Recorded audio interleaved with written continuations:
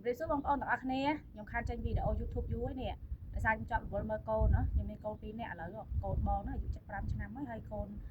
បន្ទាប់ហ្នឹងអាយុ72ឆ្នាំហើយកូនបងកូនប្រុសហើយកូនបន្ទាប់ហ្នឹងកូនស្រីហើយបើថាទៅចំពោះអ្នកមានកូនទី1អត់សូវរវល់ប៉ុន្មានទេទី2រវល់គួរសមដែរតែដោយសារកូនប្រុសបងខ្ញុំគាត់មានបញ្ហាអញ្ចឹងទៅខ្ញុំវារវល់ធ្វើកូនអញ្ចឹងណាបញ្ហាហ្នឹងពាក់ព័ន្ធនឹងមុនដំបូងឡើយគាត់និយាយយឺតបងប្អូនចូល1ឆ្នាំហើយគាត់ជិតភាសាដល់ពេលខ្ញុំទៅពេទ្យជួបគ្រូពេទ្យណាត់ជួបរាល់ខែហ្នឹងគាត់ឲ្យតាមដានដល់ពេលអញ្ចឹងទៅ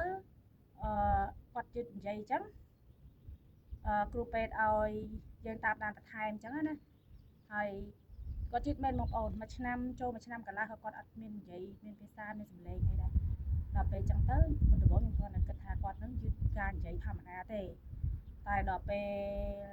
បន្តមកទៀតពេទ្យនៅមណ្ឌលសុខភាពហ្នឹងមកណាត់ឲ្យគ្រូពេទ្យជំនាញជួបនៅមណ្ឌលសុខភាពពេលក៏គាត់របាយការណ៍របស់គាត់នឹងប្រជុំទៅលើដល់ពេលប្រជុំទៅលើអញ្ចឹងទៅគេក៏ណាត់ជួបខាងផ្នែកឯកទេសត្រួតពិនិត្យការនិយាយហ្នឹង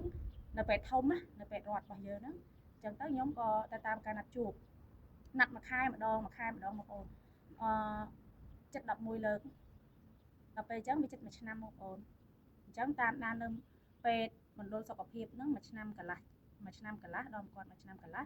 ដល់ពេលណាត់ជួបពេទ្យជំនាញថា1ឆ្នាំកន្លះជាងអញ្ចឹងខ្ញុំអត់ចាំដល់ពេលតរំណាត់ជួបគ្រូពេទ្យនៅពេទ្យធំផ្នែកជំនាញត្រួតពិនិត្យការនិយាយអីហ្នឹងវាចូលចិត្ត2ឆ្នាំជាងបាត់ហើយដល់ពេលអញ្ចឹងទៅណាត់ជួបគាត់តាមដានរហូត11ដងហ្នឹងណាតែគេអត់តន់វាតម្លៃអីទាំងអស់បងប្អូនហើយដល់ពេលអញ្ចឹងទៅខ្ញុំក៏គិតថាគាត់អត់មានបញ្ហាអីច្រើនខ្ញុំគិតថាគាត់អាចពជាការនិយាយអីចឹងណាហើយដោយសារគាត់និយាយអញ្ចឹងខ្ញុំក៏យកទៅដាក់សាលាលឿនម្ដងច្បាប់នៅប្រទេសហ្វាំងឡង់របស់ខ្ញុំអ្នកមើលកូនថែកូនអញ្ចឹងអាចមានសិទ្ធិឈប់3ឆ្នាំណាអ្នកធ្វើការទាំងអ្នកអត់ធ្វើការអាចឈប់3ឆ្នាំមើលកូនហើយរត់គេផ្ដល់ប្រាក់ឧបត្ថម្ភជំនួយហើយជំនួយរបស់យើងគេគិតទៅតាមប្រាក់ខែរបស់យើងអ្នកមានការងារធ្វើអត់ការងារធ្វើអញ្ចឹងណាបងប្អូនហើយដល់ពេលអញ្ចឹងទៅតែចៃដន្យអីកូនខ្ញុំគាត់ទៀតនិយាយហើយខ្ញុំមានការបារម្ភផងអញ្ចឹងទៅខ្ញុំក៏បញ្ជូនគាត់ទៅសាលាឲ្យលឿនអញ្ចឹងត្រឹម2ឆ្នាំជាងហ្នឹងខ្ញុំបញ្ជូនគាត់ទៅហើយពីដល់ពេលដាក់សាលាដាក់អីហើយតាមដាន11លើកនៅកន្លែងពេទ្យធំហ្នឹងគេក៏អត់ទាន់សម្រេចដែរបងប្អូនគេគាត់ណាត់ជួបម្ដងគេសួរនាំយើងថាការមើលថែរបស់យើងមិនគាត់វិវត្តបែបណាអីចឹងណាគេចេះតែគាត់ដាក់ចូលបញ្ជីទៅដល់ពេលបន្តមកទៀតគេក៏ណាត់ជួបឲ្យយើងនឹងជួបពេទ្យធំបានន័យថាពេទ្យឯកទេសជំនាញហ្មងណាពេទ្យដែលខ្ញុំជួប11ដងហ្នឹងគាត់តែពេទ្យគេតាមដានត្រួតពិនិត្យការវិវត្តនៃការនិយាយរបស់គាត់ទេដល់ពេលអញ្ចឹងទៅណាត់ជួបពេទ្យធំហ្នឹងគាត់ជិត3ឆ្នាំហើយបងប្អូន3ឆ្នាំជាងហើយដល់ពេលរួចពេទ្យជំនាញធំហ្នឹងបានវាតម្លៃថាកូនខ្ញុំមានជំងឺអូឌីសឹមហើយដល់ពេលអញ្ចឹងទៅយើងមុនដំបូងក៏ពិបាកទទួលយកដែរបងប្អូនកូនខ្ញុំមានបញ្ហាអញ្ចឹងការគិតរបស់យើងមុនដំបូងគាត់ថាគាត់ជិតនិយាយភាសាអីចឹងណាតែធ្វើម៉េចយើងជួបអីយើងត្រូវតែទទួលយកហើយមួយទៀតដោយសារកូនរបស់ខ្ញុំគាត់ slot ផងបងប្អូនគាត់ slot ហើយគាត់ថាគាត់ជិតភាសាគាត់លពឹសយើងត្រូវការមើលថែទាំគាត់ដល់ណាដោយសារគាត់ល្វើករហូតអញ្ចឹងអាចຕົកចោលទេដល់ពេលបន្តពីគ្រូពេទ្យវាតម្លៃថាគាត់មានជំងឺអូឌីសឹមគ្រូពេទ្យបានចាត់ចែងថាត្រូវធ្វើអីបន្ទាប់ដាក់ជំនួយបែបណាមកលើកូនខ្ញុំបន្ទាប់អញ្ចឹងណាអញ្ចឹងហើយបានពេទ្យគេស្នើទៅខាងរដ្ឋខាងសង្គមណាឲ្យមានជំនួយបន្ថែមទៅលើគ្រូ2ដើម្បីជួយពន្លឿនគាត់ណាគ្រូទី1គ្រូជំនួយព្យាបាលការនិយាយដល់ពេលគ្រូទី2ហ្នឹងពាក់ព័ន្ធនឹងគ្រូស្ដារនីតិកាយសម្បទាវាពាក់ព័ន្ធនឹងបញ្ហាកាយវិការរបស់គាត់អញ្ចឹងណាដល់ពេលអញ្ចឹងទៅខ្ញុំរវល់បងប្អូនអើយឆ្លៀតពេលអីពិបាកមើលកូនផងអីផងខ្ញុំក៏ផ្អាកវីដេអូមួយរយៈទៅហើយមួយរយៈក្រោយមកទៀតនេះក៏ខ្ញុំមិនតាន់តណែណាដែរបងប្អូនចេញវីដេអូមួយនេះហើយក៏មិនដឹងថាមានឱកាសបានថតច្រើនទៀតក៏អត់ទេព្រោះអីយើងរវល់ចំណាយពេលជាមួយកូនណាព្យាយាមជួយកូនឲ្យបានច្រើនបន្ទាប់ពីគ្រូពេទ្យឬក៏គ្រូជំនាញអីគាត់ជួយហើយយើងជាម្ដាយឪពុកគេគឺត្រូវចំណាយពេលជាមួយកូនឲ្យបានច្រើនដល់ពេលអញ្ចឹងទៅរាល់ថ្ងៃនេះគាត់ទៅសាលាផងខ្ញុំមើលគាត់ផងហើយគ្រូមកប្រហាត់ដល់ផ្ទះផងបងប្អូនគ្រូទាំងពីរហ្នឹងណាគ្រូព្យាបាលការនិយាយហើយនឹងគ្រូព្យាបាលតកតងនឹងការស្ដារនីតិកាយសម្បទាពាក់ព័ន្ធនឹងកប្បកិរិយារបស់គាត់ណាបងប្អូន និយាយរួមបើបងប្អូនសួរសំណួរថាតើមានកូនជំងឺកើតជំងឺ autism ហ្នឹងយើងពិបាកអត់ចម្លើយវាពិបាកបងប្អូនពិបាកហើយវាពាក់ព័ន្ធទី1ទៅលើថាតើកូនយើងហ្នឹងវាគាត់កើតជំងឺហ្នឹងក្នុងកម្រិតណាវាមានកម្រិតធ្ងន់កម្រិតស្រាលកម្រិតមធ្យម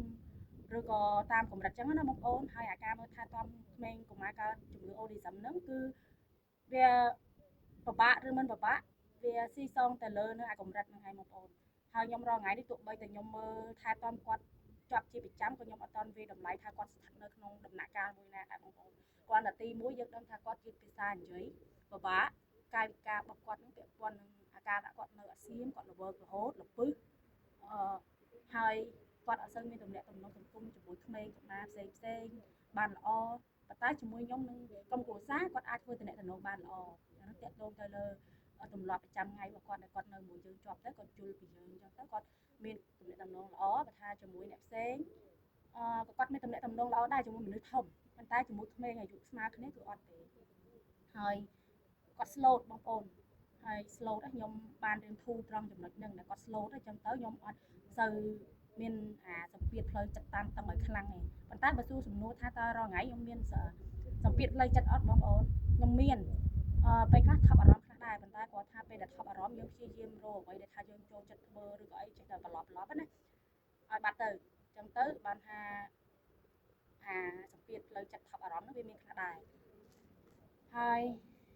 ការមើលថែទាំគាត់ទោះបីមានជំនួយយ៉ាងណាក៏ដោយតែខ្ញុំនៅតែបារម្ភដែរបងប្អូនអត់ដឹងថាអាជំងឺរបស់គាត់នឹងបានធូរស្បើយនៅពេលណាព្រោះអីមើលយោងទៅតាមការដាក់គ្រូការព្យាបាលនិយាយនៅផ្ទះនិងគ្រូការស្ដារនីតិកាយសម្បទាហ្នឹងយើងបានចិត្តមួយឆ្នាំហើយតែគាត់ដូចថាអត់ទាន់អភិវឌ្ឍនិយាយបានល្អបងប្អូនតែគាត់យល់ភាសាយើងនិយាយបានច្រើនតែគាត់ថាគាត់យល់មែនតែគាត់អត់សូវខ្វាយខ្វល់នឹងចង់ធ្វើអីដូចថាឲ្យបានច្រើនណាចំណេះដឹងរបស់គាត់អញ្ចឹងទៅគាត់ថាយើងវាបារម្ភដែរប៉ុន្តែសង្ឃឹមថាទៅមុខទៀតគាត់ល្អច្រើនឥឡូវខ្ញុំក៏ស្ថិតនៅក្នុងការដូចថាព្យាយាមជួយគាត់ដែរបងប្អូនតាំងគ្រូតាំងយើងជាអាណាព្យាបាលយើងមានតែព្យាយាមទេបងប្អូនព្រោះអីនៅស្រុកនេះអត់តាន់គ្រូពេទ្យធំអត់មានតាន់ថាត្រូវមានបច្ចេកទេសឬក៏ស្អីក្នុងការជួយដោយប្រើអាបច្ចេកទេសវិទ្យាសាស្ត្រអត់តាន់មានទេបងប្អូនខ្ញុំទទួលបានតែពីរចំណុចហ្នឹងឯងទី1គឺការព្យាបាលការនិយាយទី2គឺការស្ដារនីតិកាយសម្បទាពាក់ព័ន្ធនឹងកាយវិការគាត់ហើយខ្ញុំគិតថាក៏មានបងប្អូនជាច្រើនដែរដែលជួបប្រទះរឿងដូចខ្ញុំដែលមានបញ្ហាកូនកើតជំងឺ autism ណាតែទោះយ៉ាងណាខ្ញុំក៏លើកទឹកចិត្តដែរថាព្យាយាមហើយគ្រូពេទ្យក៏បានផ្ដាំខ្ញុំដែរបងប្អូនថានៅពេលដែលយើងដឹងកូនយើងកើតជំងឺនឹងនៅគាត់មានអាយុតិចយើងអាចព្យាយាមជួយគាត់បានច្រើនតែបើសិនបើយើងអត់ចាប់អារម្មណ៍អត់ខ្វាយខ្វល់ទេយើងពជារហូតទុកឲ្យគាត់ធំហើយយើងចាប់ដើមជួយព្យាបាលគាត់អានឹងពិបាកអញ្ចឹងបងប្អូនទាំងអស់គ្នាទោះបីយ៉ាងណាក៏ត្រូវព្យាយាមត្រួតពិនិត្យតាមដានកូនដែរបន្ទាប់ពីយើងមានកូនតូចមានអីដូចខ្ញុំអញ្ចឹងតែពេលយើងតាមដានលឿនយើងក៏បានទទួលជំនួយពីពេទ្យពីអ្នកជំនាញលឿនដែរហើយបើសិនជាបងប្អូនមានចម្ងល់ពាក់ព័ន្ធនឹងរឿងបញ្ហាចំពោះកុមារកើតជំងឺ autism បងប្អូនអាចសួរជាសំណួរឬក៏ថ្ងៃក្រោយខ្ញុំមានឱកាសខ្ញុំនឹងអាចធ្វើវីដេអូនិយាយអំពីបញ្ហាហ្នឹងចែកទៅជូនបងប្អូនទុកជាបទពិសោធន៍តែអ្វីខ្ញុំមិនអះអាងថាល្អឥតខ្ចោះឲ្យបងប្អូនខ្ញុំចែករំលែកហ្នឹងគ្រាន់តែជាបទពិសោធន៍ដែលខ្ញុំជួបកន្លងមកអញ្ចឹងណាអញ្ចឹងចែករំលែកទៅទោះបីយើងមិនបាន 100% ឥតខ្ចោះក៏យើងបានជាចំណេះដឹងខ្លះៗយើងទុកដែរបងប្អូនអត់ប្រយោជន៍ទេរឿងចឹងថ្ងៃក្រោយបើសិនបើខ្ញុំមានឱកាសខ្ញុំអាចធ្វើជាវីដេអូបង្ហាញបងប្អូនឬក៏បងប្អូនអាចមានសំណួរអីសួរមកខ្ញុំមានពេលក៏ខ្ញុំអាចឆ្លើយឆ្លើយឬក៏ធ្វើវីដេអូពាក់ព័ន្ធទៅនឹងសំណួរបងប្អូនសូមទោសផងបងប្អូនបើសិនការនិយាយរបស់ខ្ញុំមានការខុសឆ្គងលើសលុះអីកុំប្រកែកប្រកាន់ហើយសង្ឃឹមថាខ្ញុំមានឱកាសអាចធ្វើវីដេអូនៅលើ YouTube ដាក់លើ YouTube បានបន្ថែមទៀតសុខសប្បាយទាំងអស់គ្នាបងប្អូនជម្រាបលា